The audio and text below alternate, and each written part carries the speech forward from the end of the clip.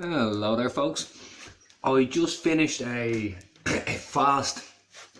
I had some pineapple and I had a slice of spelt flour with coconut oil and honey. A spelt flour bread with coconut oil and honey, and I got really emotional after. It was incredible. It was delicious. So I said, kind of what I'm feeling really emotional. I'll do this video on diet and nutrition that I said I was going to do. It's been delayed because I wanted to. You can go really in. There's a lot of depth to this diet and nutrition in terms of why you should do certain things if you're going on a spiritual journey, and also there is the physical side to it. So there's a lot in it, and you can do several videos on it, but there's a lot in it because you need to dispel other myths. But the actual diet is incredibly simple. So I'll just get down to the diet for anyone who wants to, even if it's not for meditation or for physical purposes. This is the kind of optimal diet.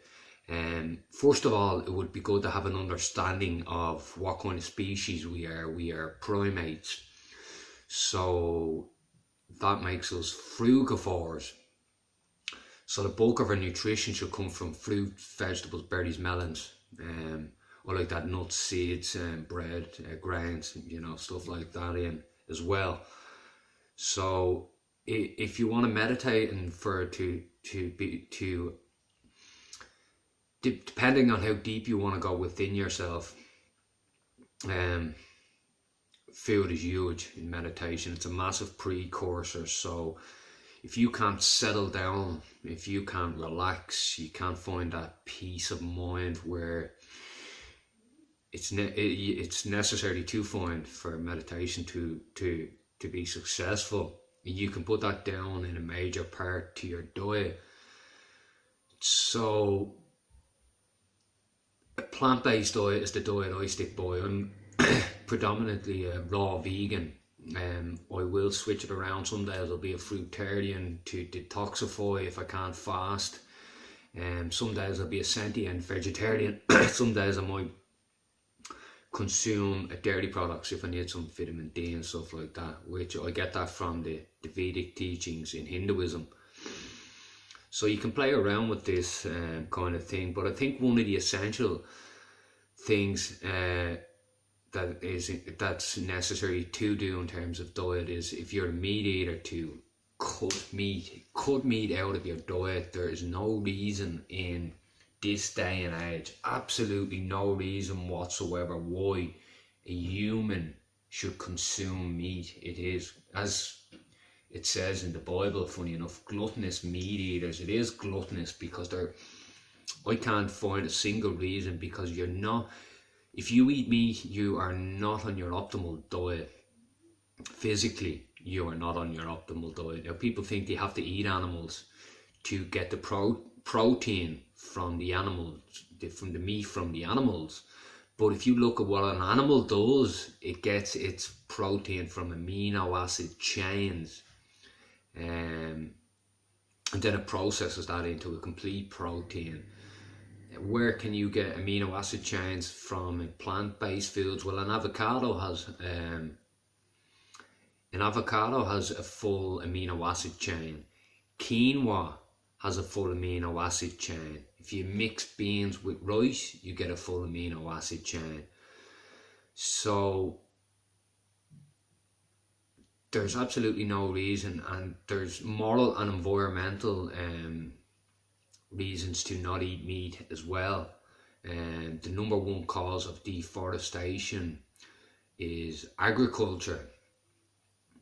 So the number one cause of the felling of trees is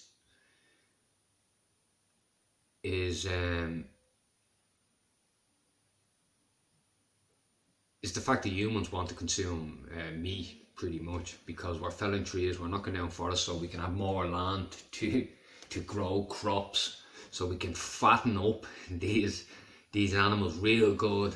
We fatten them up real nice for you, and then we'll slaughter the motherfuckers, slaughter them, you know, good and cruel and inhumane, well, inhumane, and as cruel as possible anyway, in the cruelest fashion possible, and then we can hang them up by the ankles and slice them and fucking do all sorts to them, and deliver them to the butchers, and you go up and pick out whatever you like and go home and dip it in red sauce and gravy and dribble and slobber all over them.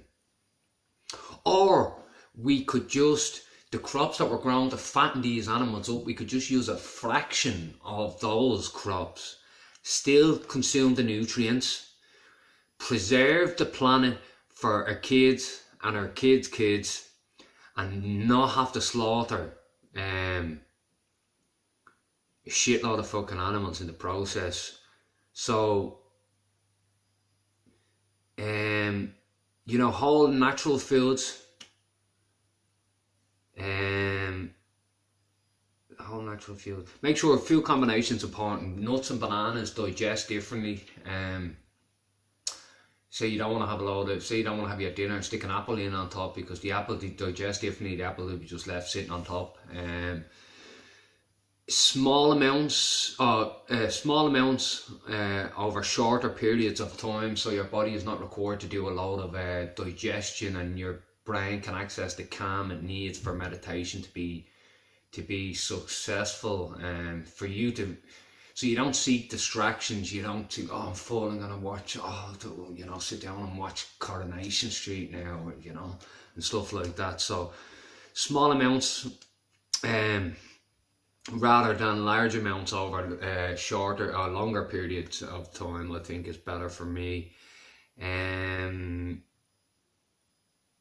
Discipline yourself as well. It requires discipline. It's not easy, but you know, for your body to work at its best physically, and if you want to go on a spiritual journey, I think it's good to, you know, just stick by a plant-based diet, because you will feel electric. I feel absolutely amazing. You get really emotional, and if you can't break free from the routine of kind of eating fried, greasy crap, fasting, that's why fasting is a great technique, and you will appreciate food after a prolonged fast, the simple foods.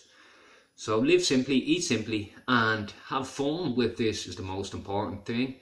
I will go into depth into things a little more in other videos. I wanted to share the, you know, the beauty behind simplicity with people. It's you don't need to go out and fill your plate up with all sorts of nonsense. You don't have to go in and try nonsense diets. Just keep it simple, and you'll feel amazing. And meditation requires discipline, so yeah, start on your diet today, and we'll go into more detail on that, hopefully over the next week or so. Namaste.